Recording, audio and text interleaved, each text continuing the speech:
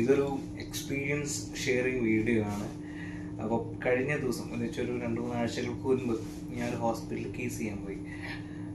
ഞാൻ സ്പെസിഫൈ ചെയ്തിരിക്കുന്നത് വെച്ചാൽ കൊറോണറി ആർട്ടറിക്കകത്ത് നമ്മൾ ഒരു തരം പ്രത്യേക ക്യാമറ ഇട്ടിട്ട് ബ്ലോക്ക് അസസ് ചെയ്യുന്നത്, ഏത് തരം ബ്ലോക്കാണ്, എത്രമാത്രം ബ്ലോക്ക് ഉണ്ടെന്ന് അസസ് ചെയ്യുന്ന ഒരു തരം പ്രൊസീജിയറാണ് OCT എന്ന് പറയുന്നത്. അപ്പോൾ അതിലാണ് ഞാൻ സ്പെസിഫൈ ചെയ്തിരിക്കുന്നത് ഹാർട്ട് ബ്ലോക്ക് ഹാർട്ട് അറ്റാക്സിൽ.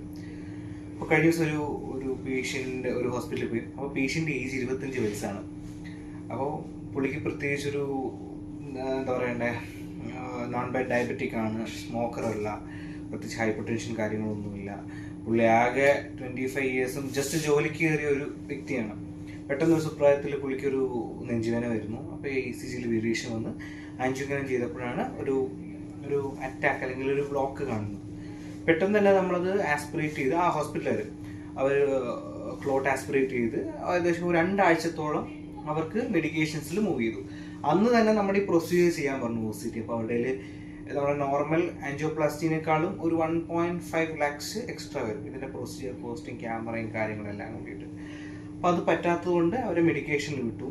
2 ആഴ്ച കഴിഞ്ഞിട്ട് പിന്നെയും അവർ എമൗണ്ടൊക്കെ ആക്കി തിരിച്ചു വന്നപ്പോൾ ഡോക്ടർ പറഞ്ഞ 2 ആഴ്ചത്തെ ത്രോംബോലിറ്റിക്സ് എന്ന് പറഞ്ഞാൽ നമ്മൾ രക്തം അലിഞ്ഞു പോകണ മരുന്ന് കൊടുത്തിട്ടാണ്, മിക്കവാറും അത് പോയി കാണും എന്നോർത്താണ് നമ്മൾ പേഷ്യൻ്റ് അകത്ത് വന്നു. അപ്പോൾ 25 വയസ്സിൽ സ്റ്റെൻറ്റ് ചെയ്യാന്നൊക്കെ വളരെ ബുദ്ധിമുട്ട്, കാരണം പിന്നെ ജീവിതകാലം മൊത്തം മരുന്നിലായിരിക്കും.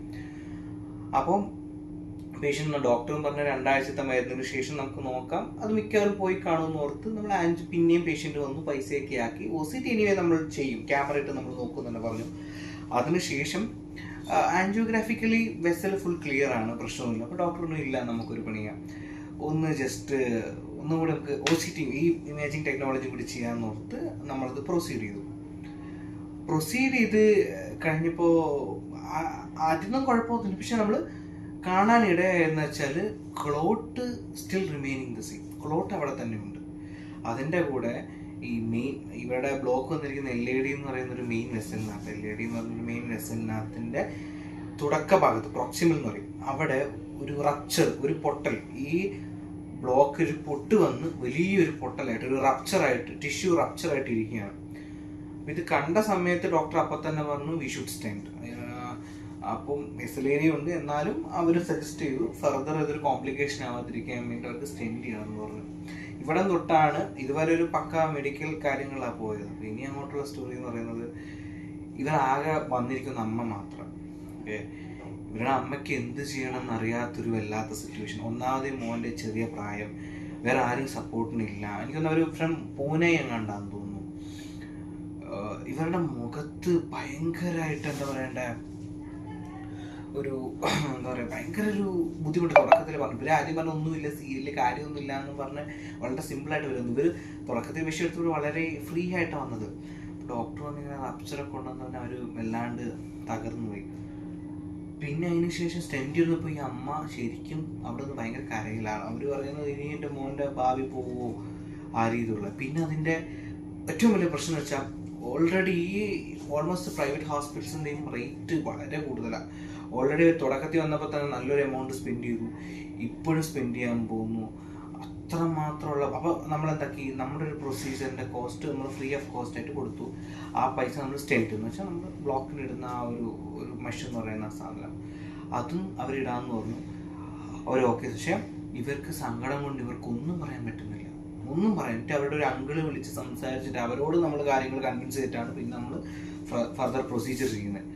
പക്ഷേ സീരിയസ്ലി അപ്പോൾ ഭയങ്കര സങ്കടമായിപ്പോയി. കാരണം അവർക്ക് ആരും വേറെ സപ്പോർട്ട് പറയാനോ കാര്യങ്ങളോ ഒന്നും ആ ടൈമിലില്ല.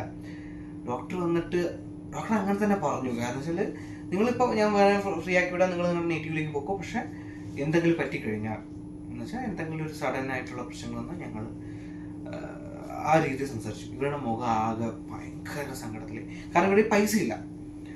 അപ്പോൾ പിന്നെ ഞാൻ കാണുന്നത് ഈ പൈസയ്ക്ക് വേണ്ടിയുള്ള നെറ്റ്വർക്ക്. ഇവരുടെ ഇൻഷുറൻസ് ഉണ്ടായിരുന്നു തുടക്കത്തിൽ. ഈ മോനിപ്പോൾ ജോലി കിട്ടിയപ്പോൾ ഒരു പ്രൈവറ്റ് കമ്പനിയിൽ ഒരു 5 lakhs ഒരു ഇൻഷുറൻസ് ഉണ്ടായിരുന്നു. ആ ഇൻഷുറൻസ് എമൗണ്ട് വെച്ചിട്ടാണ് ഇത്രയും ക്ലെയിം ആയത്. പിന്നെ ഇൻഷുറൻസും ഇല്ല, ഇവിടെ തിരിച്ചും കാശുമില്ല. അവസാനം ഇവരുടെ അമ്മ ഡോക്ടറോട് ചോദിക്കുക, സാർ എന്തെങ്കിലും നമുക്കൊന്ന് എന്തെങ്കിലും ഫ്രീ ആയിട്ടുള്ള കൺസെഷൻ എങ്കിലും ചെയ്യാം. ഡോക്ടർ പറഞ്ഞു നമുക്ക് മാക്സിമം പറയാനേ പറ്റുള്ളൂ, പ്രൈവറ്റ് ഹോസ്പിറ്റൽ നമുക്കറിയാലോ. അപ്പോൾ ഇവരതിന് ശേഷം ഞങ്ങൾ കേസിനെല്ലാം കയറി. ഇവര് ഞാൻ കാണുന്ന അവിടെ പുറത്തിരുന്ന് വാ വിട്ട് കരയുക. ഓക്കെ, വല്ലാണ്ട് ഭയങ്കരമായിട്ട് നമുക്ക് കണ്ടു നിൽക്കാൻ പറ്റും. അപ്പം നമ്മളാണെങ്കിൽ സ്വാഭാവികമായിട്ടും നമ്മളും ഇങ്ങനെ ഒരുപാട് ആശുപത്രി കേസുകൾ മുൻപ് ഇവിടെ മെഡിക്കൽ വരുന്നതിന് മുമ്പ് നമ്മൾ 10 +1 +2 നമ്മുടെയും അച്ഛനമ്മമാരുടെയൊക്കെ ആവശ്യങ്ങൾക്കായിട്ട് ആശുപത്രി നിന്നത്, അതിൻ്റെ പൈസേൻ്റെ ഒരു പ്രശ്നം പല പ്രാവശ്യം ഞാനും കണ്ടിട്ടുള്ളത്. അപ്പം നമ്മുടെ ഉള്ളിൽ ഭയങ്കര സങ്കടമാക്കിയ ആ ഒരു സിറ്റുവേഷൻ എന്ന് പറയുന്നത്. അപ്പം നമുക്ക് മനസ്സിലാക്കിയ ഒരു കാര്യമുണ്ട്. ഒന്നെന്ന് വെച്ചാൽ ദി ഇമ്പോർട്ടൻസ് ഓഫ് ഇൻഷുറൻസ്. നമ്മളൊരു മെഡിക്കൽ ഇൻഷുറൻസ് എന്തുകൊണ്ട് എടുത്തു വെക്കണം എന്നുള്ളതിൻ്റെ ഒരു വലിയ കാര്യം. കാരണം പെട്ടെന്ന് എന്തെങ്കിലും എമർജൻസി വന്നു കഴിഞ്ഞാൽ നമ്മുടെ കയ്യിൽ ആരുടെയും കാശുണ്ടാവില്ല. ഇപ്പോൾ നമ്മുടെ ഉണ്ടേ തന്നെ സേവിങ്സ് ആയി വെച്ചത് മൊത്തം നമ്മളിവിടെ ഡംപ് ചെയ്യുന്നത്. ഇപ്പോൾ എസ്പെഷ്യലി ന്യൂറോളജിക്കൽ, കാർഡിയോളജിക്കൽ അല്ലെങ്കിൽ അങ്ങനെയുള്ള കേസസ് എന്നൊക്കെ പറയുന്നത് ഇച്ചിരി എക്സ്പെൻസീവാണ്. എസ്പെഷ്യലി കാർഡിയോളജി യൂഷ്വലി ഭയങ്കര എക്സ്പെൻസീവ് ആയിട്ടുള്ള ഒരു മെഡിക്കൽ ഫീൽഡാണ്. അപ്പം നമ്മൾ നമ്മുടേതായുള്ള കാര്യങ്ങൾ നമ്മൾ കുറച്ച് മാറ്റി വെക്കണം. മെഡിക്കൽ ഇൻഷുറൻസ്, നമ്മുടെ കുടുംബത്തിനുള്ള ഇൻഷുറൻസ് ഒക്കെ. അതിനുശേഷം സ്റ്റെൻറ്റിങ് എല്ലാം കഴിഞ്ഞു, നമ്മൾ പിന്നെയും സ്റ്റെൻറ്റ് ഇട്ടു, നമ്മൾ ക്യാമറ ഇട്ട് നോക്കി, എല്ലാം പ്രൊസീജിയർ എല്ലാം അടിപൊളിയായി. പിന്നെ ഫർദർ നമ്മൾ ഡിസ്കസ് ചെയ്ത കാര്യമാണ് ഇനി ഫർദർ ആ പേഷ്യൻറ്റിൻ്റെ അവസ്ഥ. 25ാമത്തെ വയസ്സിൽ ഇങ്ങനൊരു അവസ്ഥ വന്നു കഴിഞ്ഞാൽ സ്റ്റെൻറ്റ് ഇട്ട് കഴിഞ്ഞാൽ അറിയാം വളരെ എക്സ്പെൻസീവ് ആയുള്ള മെഡിസിനാണ്. ഈ മെഡിസിനിലാണ് പിന്നെ അങ്ങോട്ടുള്ള ഫർദർ കാര്യങ്ങളെല്ലാം പോയിക്കൊണ്ടിരിക്കുന്നത്. അപ്പോൾ ഇനി ജീവിതകാലം മുഴുവൻ ആ മരുന്നിലായിരിക്കും ഡിപ്പെൻഡൻ്റ് ആയിട്ടുള്ളത്. പിന്നെയും ഫർദർ നമ്മൾ മരുന്നിൽ എന്തെങ്കിലും മരുന്ന് കുറയ്ക്കുക അല്ലെങ്കിൽ ഡയറ്റിൽ എന്തെങ്കിലും ഇഷ്യൂ വന്നു കഴിഞ്ഞാൽ പോലും ആ സ്റ്റെൻറ്റിൽ പിന്നെ ഒരു ബ്ലോക്ക് വരാനുള്ള സാധ്യത ഉണ്ടെന്നൊക്കെ അവരുടെ അമ്മയോട് പ്രൊസീജിയർ കഴിഞ്ഞിട്ട് ഞാൻ പറയുന്നുണ്ട്.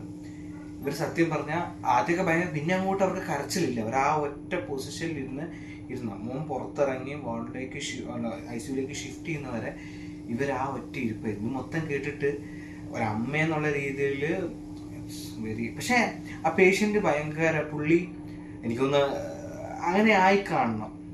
നമ്മളും ഈ പ്രായത്തിലെല്ലാം പോയിക്കൊണ്ടിരിക്കുന്ന 25-30, ഇപ്പോൾ ഞാൻ തന്നെ പല ഹോസ്പിറ്റലിൽ കേസ് ചെയ്യുമ്പോഴും അല്ലെങ്കിൽ ഞാൻ നിൽക്കുന്ന ഹോസ്പിറ്റലിൽ നോക്കുമ്പോൾ ഒരുപാട് പേർക്ക് 25-30 വയസ്സിനിടയിൽ അല്ലെങ്കിൽ ഒരു 22-30 വയസ്സിന് ഒരുപാട് പേർക്ക് ഇപ്പോൾ കണ്ടിന്യൂസ് ആയിട്ട് അറ്റാക്കിൻ്റെ ഓരോരോ ഇത് ഇങ്ങനെ കണ്ടുവരുന്നുണ്ട്. അപ്പോൾ എല്ലാവരും അവനവൻ്റെ ഹെൽത്ത് ഒന്ന് ശ്രദ്ധിക്കണം, എസ്പെഷ്യലി കാർഡിയാക്കിൻ്റെ.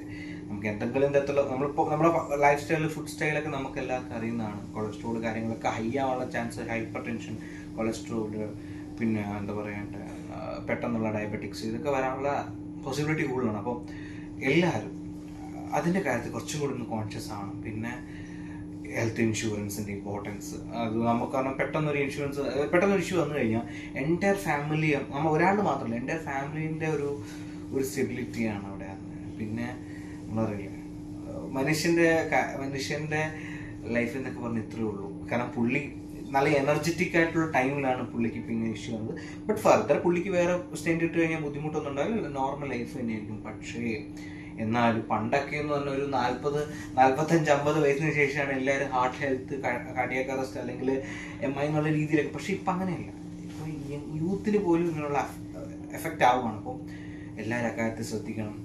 പിന്നെ എന്താ പറയേണ്ടത്, എന്ത് വന്നു കഴിഞ്ഞാലും നമുക്ക് ആകെ നമ്മുടെ പാരൻസ് മാത്രമേ വീട്ടിൽ അറിയാനുണ്ടാവുള്ളൂ ആ ഒരു സമയത്ത്. അപ്പം എല്ലാവരും അതൊക്കെ ഒന്ന് ഇതെൻ്റെ ഒരു ഭയങ്കര ഫീൽ ടച്ചിങ് ആയിട്ടുള്ളൊരു മൂമെൻ്റ് ആയിരുന്നു. ഇപ്പോൾ ഒരുപാട് നമ്മൾ സിറ്റുവേഷനിൽ കടന്നു പോയെങ്കിലും ഇതും ഭയങ്കര നമ്മളൊരുപാട് ടച്ച് ചെയ്ത ഒരു കാര്യമാണ്. അതുപോലെ തന്നെ വേറൊരു സംഭവമാണ്. അപ്പോൾ നമ്മളിനി ഇങ്ങനെയുള്ള കുഞ്ഞു കാര്യങ്ങളൊക്കെ ഇനി ഓരോരോ വീഡിയോയിൽ ഇങ്ങനെ പറയുന്നതായിരിക്കും. അപ്പം എന്തായാലും എല്ലാവരും ഇത് കേട്ടതിൽ ഒരുപാട് സന്തോഷം. എല്ലാവരും ഇതിന്ന് കേട്ടതിൽ എന്തെങ്കിലും ഒന്ന് മനസ്സിലാക്കിയിട്ട് I M so happy for that. So be healthy, stay healthy. So this is signing off. Thank you.